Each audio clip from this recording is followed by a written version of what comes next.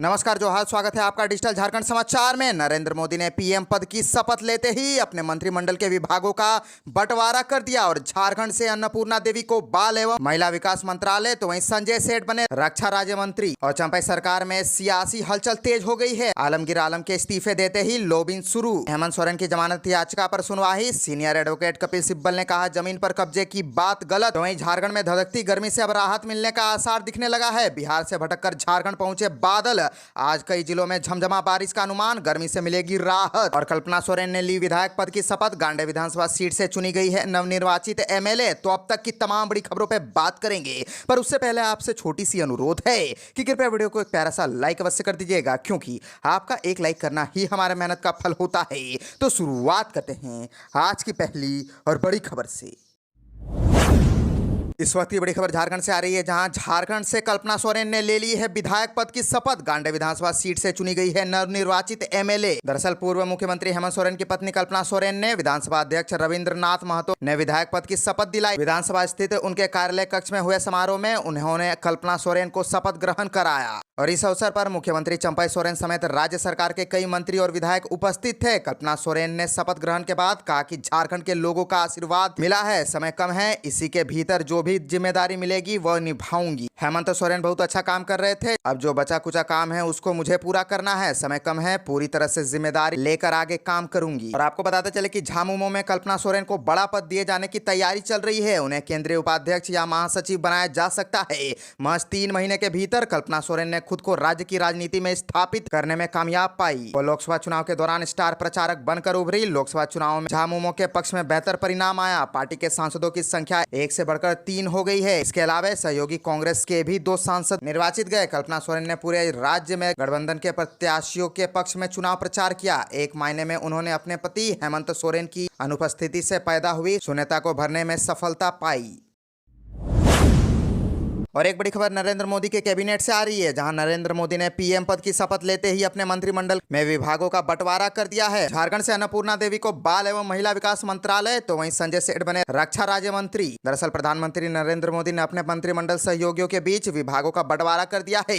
इसमें कोडरमा से सांसद और कैबिनेट मंत्री अन्नपूर्णा देवी को महिला एवं बाल विकास मंत्रालय का जिम्मा दिया गया है। वहीं रांची से सांसद संजय सेठ को रक्षा राज्य मंत्री बनाया गया है। नरेंद्र मोदी की पिछली सरकार में अन्नपूर्णा देवी मानव संसाधन मंत्रालय में राज्य मंत्री थी। तो वहीं झामुमो ने केंद्रीय कैबिनेट में राज्य की उपेक्षा का आरोप लगाया है। महासचिव सुप्रियो भट्टाचार्य ने कहा कि झामुमो के लिए झारखंड का हित सबसे पहले है। आशु पार्टी को केंद्रीय कैबिनेट में जगह नहीं मिलना राज्य का अपमान है। उन्होंने संजय सेठ को बाहरी बताते हुए कहा कि राज्य के सांसदों को हिस्सेदारी मिलना चाहिए था। आशु का नाम लिए बगैर कहा कि अब ये लोग भाजपा के पीछे घूमते रहेंगे। ऐसे दल के नेता कैसे कह पाएंगे कि राज्य के लोगों के साथ उनकी प्रतिबद्धता है। झारखंड के मुद्दे सरना धर्म कोड, ओबीसी का 27% आरक्षण, जातीय जनगणना को लागू करने के लिए झारखंड से केंद्रीय कैबिनेट में हिस्सेदारी उपेक्षित था। उन्होंने गोड्डा से भाजपा सांसद के संदर्भ में कहा कि निशिकांत दुबे सांसद हो सकते हैं, लेकिन वे भूमि पत्र और झारखंडी नहीं है। संजय सेठ ने 5 वर्षों तक बंद पड़े एचईसी पर एक सवाल नहीं उठाया।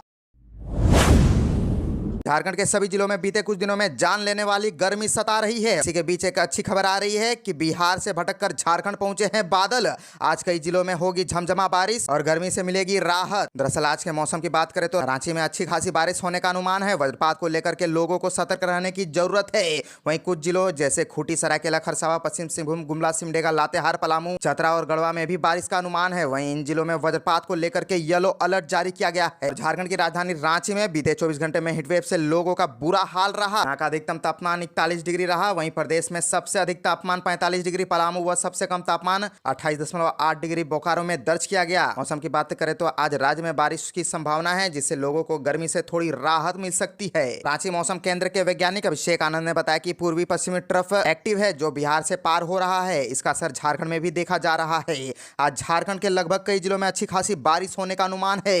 वहीं वज्रपात को लेकर लोग थोड़ा सतर्क रहने की जरूरत है। लोग बारिश के समय बाहर जाने से परहेज करें। आज के संभावित तापमान की बात करें तो देवघर, दुमका, धनबाद, गिरिडीह, गोड्डा, जामताड़ा, पाकुड़, साहिबगंज में अधिकतम 45 व न्यूनतम 30 डिग्री, कोडरमा, चतरा, गढ़वा, लातेहार, पलामू में अधिकतम 45 व न्यूनतम 31 डिग्री, तो बोकारो, रामगढ़, हजारीबाग, रांची, खूंटी, गुमला में अधिकतम 43 व न्यूनतम 30 डिग्री और पश्चिम व पूर्वी सिंहभूम, सरायकेला में अधिकतम 42 डिग्री व न्यूनतम 30 डिग्री तापमान दर्ज किया जा सकता है।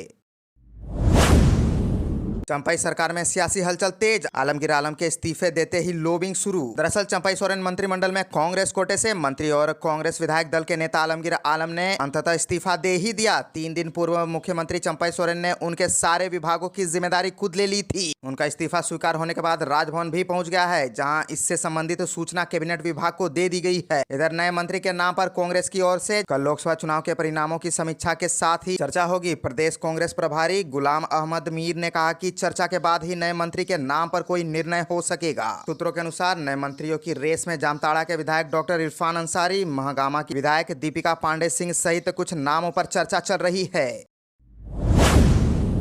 हेमंत सोरेन की जमानत याचिका पर हुई सुनवाई। सीनियर एडवोकेट कपिल सिब्बल ने कहा, जमीन पर कब्जे की बात गलत। दरअसल झारखंड हाईकोर्ट में जस्टिस रगन मुखोपाध्याय की अदालत में हेमंत सोरेन की ओर से दायर याचिका पर सुनवाई हुई है। अदालत में 2 घंटे से अधिक समय तक चली इस बहस में हेमंत सोरेन की ओर से अधिवक्ता कपिल सिब्बल ने पक्ष रखा, वहीं ईडी की ओर से अधिवक्ता एसवी राजू ने बहस की। सुनवाई से पहले ईडी ने अदालत में अपना जवाब प्रस्तुत किया। कपिल सिब्बल ने बहस करते हुए अदालत में कहा कि जिस जमीन को लेकर मामला चल रहा है वह वेरी नेचर का है, इसका स्थानांतरण नहीं हो सकता है। ईडी उक्त जमीन पर प्रार्थी के कब्जे की बात कर रहा है, जबकि जांच एजेंसी के पास ऐसा कोई दस्तावेज है ही नहीं जो यह बताए कि जमीन कब्जे में है। वहीं ईडी की ओर से एसवी राजू ने अदालत में बहस करने की बात कही, जिसके बाद हाईकोर्ट ने कल सुनवाई की तारीख तय की है। आपको बताते चले कि नियमित जमानत को लेकर पूर्व सीएम हेमंत सोरेन ने ईडी की विशेष अदालत में याचिका दाखिल की थी। उन्होंने गलत तरीके से आरोप बनाने का हवाला देते हुए जमानत की मांग की थी। स्पेशल कोर्ट में इस याचिका पर सुनवाई हुई है। ईडी की स्पेशल कोर्ट ने 13 मई को हेमंत सोरेन की जमानत याचिका खारिज कर दी थी। इससे पहले हेमंत सोरेन ने सुप्रीम कोर्ट में जमानत की गुहार लगाई थी। सीनियर एडवोकेट कपिल सिब्बल पूर्व सीएम की पैरवी कर रहे थे। सुप्रीम कोर्ट में 21-22 मई को एक्शन बेंच ने इस याचिका पर सुनवाई की। सुनवाई के दौरान कोर्ट ने इस बात पर नाराजगी जताई कि सोरेन की ओर से फाइल की गई याचिका में फैक्ट को छिपाया गया है।